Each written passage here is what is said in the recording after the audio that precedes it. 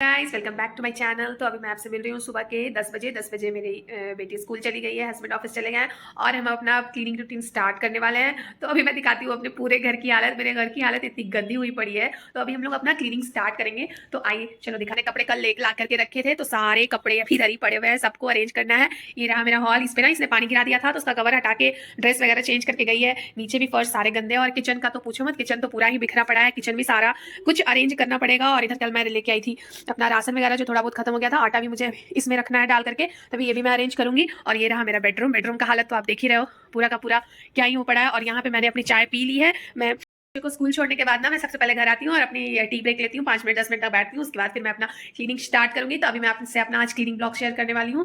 तो चलो फिर। पहले तो समझ में नहीं आता है यार कि स्टार्ट कहाँ से करें, कैसे करें और कौन सा चीज़ पहले क्लियर करें। पहले तो हम सोचे ना कि किचन कर लेते हैं, फिर सोचे कि नहीं बेडरूम कर लेते, फिर फाइनली ने हॉल से स्टार्ट किया। हॉल का ना मुझे बहुत ही अच्छे से डीप क्लीनिंग करना था। बेडरूम का क्लीनिंग मैंने एक दिन पहले किया था, तो उसमें ना ज़्यादा गंदा था नहीं। तो हॉल का जो क्लीनिंग था वो मुझे बहुत टाइम से मैं सोच रही थी ना कि इसको हटा के और पीछे का जितना डस्ट होता है ना सारा मैं कवर करूँ सॉरी सारा मैं कवर कर लूँ, क्योंकि ना ये थोड़ा भारी है तो इसको आगे पीछे हम लोग कर नहीं सकते। और एक्चुअली ये सोफ़ा कम बेड है, तो इसको बेड के तरह भी कोई गेस्ट वगैरह आते हैं ना तो यूज़ कर लेते हैं। अगर ऐसे भी हम लोग को भी कभी बैठना रहा ना तो इसको खोल के ना यूज़ कर लेते हैं। तो इस पर क्या होता है ना कि वो पानी गिरा दी थी, तो उसको सूखने के लिए छोड़ दिए थे, वो सूख गया था 1-2 घंटे में। फिर इसको अच्छे से एक सूखा हुआ कपड़ा से ना थोड़ा सा झाड़ देते हैं ना तो एकदम चमक सा जाता है। और अगर थोड़ा ज़्यादा डस्ट रहा ना तो हल्का सा विनेगर में डाल के और कपड़ा या फिर कोई भी डिटर्जेंट या कोलिन या फिर कुछ भी, आप डिश वॉशर से भी हो जाता है। मेरे को तो लगता है अगर कोलिन नहीं है आपके घर पे ना तो फालतू के पैसे वेस्ट करने से कोई फ़ायदा है नहीं। आप जो डिश वॉश करते हो ना भीम वगैरह, उसको भी थोड़ा सा पानी में डाल के और मिला के साफ़ कर दोगे ना, एकदम चकाचक साफ़ हो जाता है। फिर यहाँ पे मैं ना अच्छे से झाड़ वाड़ के ना इस पे बेडशीट सेट कर दी। काफ़ी सुंदर लगता है मुझे ये बेडशीट ना, बहुत पसंद है। मैंने ऑनलाइन ही मंगवाया था, काफ़ी उस टाइम ना ये वाला काफ़ी ट्रेंडिंग था। और मुझे बहुत कलरफुल चीज़ें ना मुझे बहुत अच्छी लगती है। और घर भी मेरा बहुत भरा भरा सा है नहीं, खाली खाली सा है। सोचती तो हूँ बहुत कुछ कि ये अरेंज करने के लिए, बट वही है कि कभी कभी बजट में भी है नहीं। धीरे धीरे करके होगा तो धीरे धीरे करके लूँगी। और यहाँ पे फिर मैं बेड हॉल के बाद सीधे चली गई थी बेडरूम में। बेडरूम में तो ज़्यादा था नहीं, फिर भी गंदगी डेली का डेली ना हो ही जाता है। बच्चे वाले घर में ना तो लोग समझेंगे कि मतलब बेड तो कभी साफ़ रह ही नहीं सकता है, या हॉल या कहीं पे भी साफ़ नहीं रह सकता, क्योंकि उन लोगों को एक जगह खेलने में बिल्कुल मन नहीं लगता। और मेरी भी डॉटर का यही हाल है। तो यहाँ पे मैंने ना बेड थोड़ा झाड़ दिया, एकदम अच्छे से क्लियर हो गया। और नीचे में मेरे से जितना हो पाता है, जहाँ तक झाड़ू जाता है मैं अंदर से क्लियर कर लेती हूँ, क्योंकि अंदर घुस नहीं पाती हूँ, उतना स्पेस है नहीं। और अंदर भी कुछ कुछ सामान पड़े हुए हैं, तो जितना भी होता है मैं कर लेती हूँ, ताकि अंदर डस्ट रह जाने पे ये होता है ना कि बाद में फिर मच्छर वगैरह का प्रॉब्लम होता है। तो यहाँ पे मैं बहुत अच्छे तरीके से क्लीन कर लूँगी। और फिर मेरा जो घर में सबसे मेसी एरिया जो मेरा रहता है वो यही रहता है, क्योंकि यहाँ पे ना कपड़े वगैरह मैं ला के रखती हूँ। एक्चुअली इस रूम का बस यही काम है, अगर कोई आता है तो रहने के लिए होता है, नहीं तो यही काम है। यहाँ पे कपड़े मैं ला के रखती हूँ एक जगह और आराम से फिर फोल्ड कर लेती हूँ। और ऐसे याद भी रहता है कौन से कपड़े धुले हैं कौन से नहीं, ऐसे ना मिक्स मैच हो जाते हैं तो समझ नहीं आता। और कपड़े फोल्ड करके रखना ना महा बोरियत का काम है। मेरे को लगता है मैं कपड़े धो लेती हूँ वो सही रहता है, बट ये फोल्ड कर करके सबको जगह पे रखना और स्पेशली ना छांटना बहुत ज़्यादा मुश्किल हो जाता है मुझे। तो अपनी बेटी का कपड़ा ना मैं छांट के रखती हूँ, क्योंकि उसका छोटा छोटा रहता है ना, जैसे उसका पैंट वगैरह चड्डी वगैरह, तो वो सब चीज़ें जो हैं अगर घुस जाता है तो फिर कभी मिलता नहीं है और उसको फिर प्रॉब्लम हो जाता है। इसलिए उसका ना मैं पहले छांट लेती हूँ, उसको अलग से क्लियर करके उसको साइड में रखती हूँ। और अभी यहाँ पे मैं किचन में आ गई थी और यहाँ पे मैं आलू बॉईल करने के लिए रख दी थी। मैं सोची साथ साथ लंच का भी तैयारी करते रहती हूँ, क्योंकि फिर वही है ना कि ऐसे काम करते रहो और फिर बाद में सोचो कि लंच बनाएंगे, ऐसे साथ साथ चलते रहता है ना। और चावल वगैरह उनके टाइम पे तो ऐसा होता है दोपहर में हम लोग चावल खाते हैं, तो चावल और दाल वगैरह कुछ रख दो और अपना काम करते रहो। जनरली मैं ऐसा ही करती हूँ। तो अभी 11 बज गया था, एक्चुअली 10:30 से मैंने 10 साढ़े 10 से मैंने स्टार्टिंग किया था और ऑलमोस्ट सारे साफ़ सफाई हो गए थे। ये मैं कल राशन लेके आई थी, जिसकी वीडियो में नेक्स्ट शेयर करूँगी। तो वो मैं ऊपर ही रख दी थी, पहले सोची कि पूरा काउंटर टॉप क्लियर कर लेती हूँ, उसके बाद फर्श पे लगूंगी। फर्श पे ना बहुत गंदा हुआ पड़ा था, और गंदा होने का रीज़न सबसे बड़ा ये भी था ना कि ये आजकल वाटर कलर थोड़ा खेल रही है ज़्यादा, कलरिंग वगैरह, तो वो भी पूरे घर में ना छीटा छीटा ऐसे गिरा देती है। तो उसको भी बहुत क्लियर करना। और जो कॉर्नर होता है ना, मेरे को लगता है सबसे ज़्यादा ना डिस्गस्टिंग कॉर्नर ही होता है। हर जगह का कॉर्नर में, किचन का कॉर्नर में ना बहुत ज़्यादा डस्ट हो जाता है।